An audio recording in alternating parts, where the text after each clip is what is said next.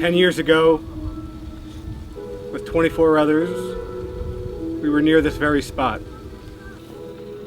I am here to say I am back, because you are still here. My purpose in returning to Guantánamo is simply to cry out, as loud and visibly as possible, for mercy. Mercy for the men still held there by the callousness and cowardice of my nation's leaders. I humbly seek to play my part in a communal effort to pull the veil on the attempts made to desensitize our humanity. Islamophobia and racism divides communities and dehumanizes ordinary people. Liberation and freedom for some, while innocent others are put away in cages, isn't freedom at all. It's a jarring feeling, being able to see yourself in the detainees and wonder why it's not me inside but them. I can't make sense of the massiveness of injustice, but know that I must resist with my community to get closer to justice.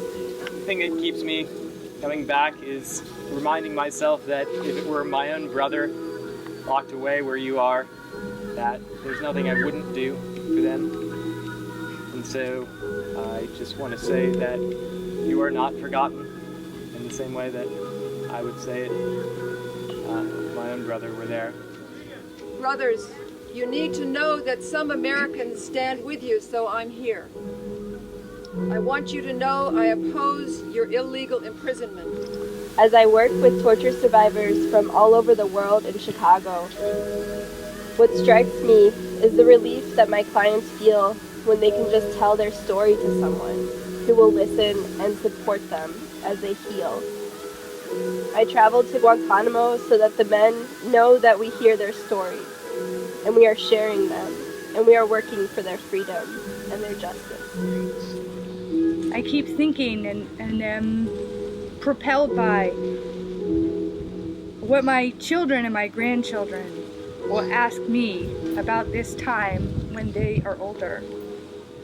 And I want to be able to tell them that I stood on the side of the outsider, and that I was not afraid, and that I kept the flame of peace afire and held on to my humanity by never losing sight of anyone else's humanity.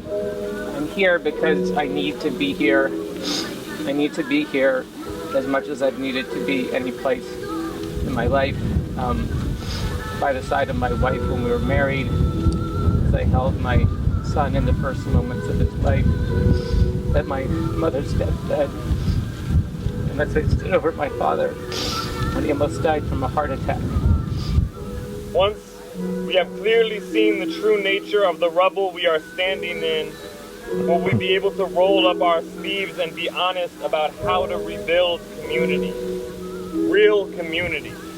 I want you to know that a journey of 1,000 miles begins with a single step, but that I count none except those that bring you closer to freedom and justice. Hold on. For every day we take one step closer to your freedom. And we hope to reunite you with your family soon. I come here to be human with you, something we as a people forgot how to do. I come because I believe that we can be human together, and that we can be human again.